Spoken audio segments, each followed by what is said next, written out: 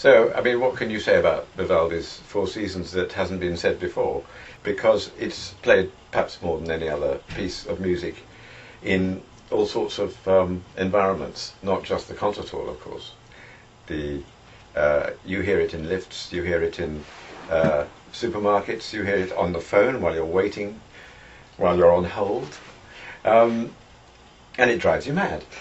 But what we intend to do is actually illustrate it in a slightly different context.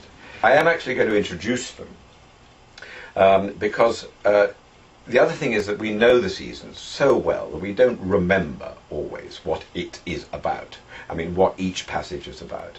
And I think at the beginning of each season, I'm not going to read the poems because you know that Vivaldi wrote these poems that to go with the seasons.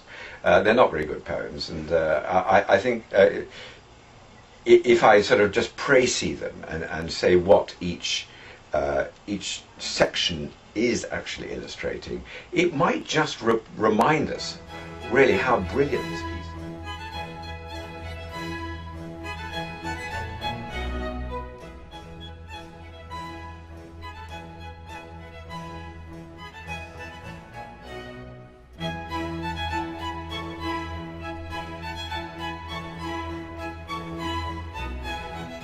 The companion pieces with the seasons are, I mean, strangely connected in a sort of elemental way.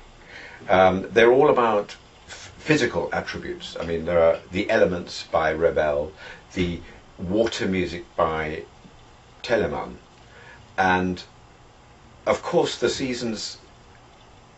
They embrace all those elements, if you like. When you hear the pieces, which are less familiar than the seasons, how much cross-pollinization there's been from the other composers. You know, the storms in Telemann by the water.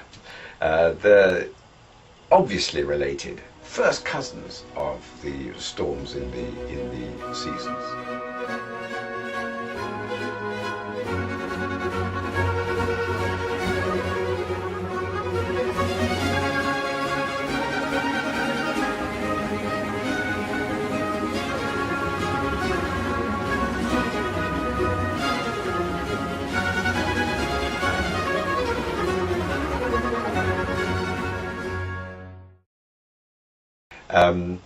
In the Ravel, we have fire, we have water.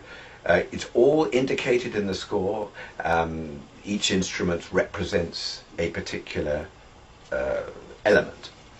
And quite apart from the shock of the opening of the Ravel, which actually I think outdoes Vivaldi in any of the seasons in terms of well, it is just such an extraordinary chord.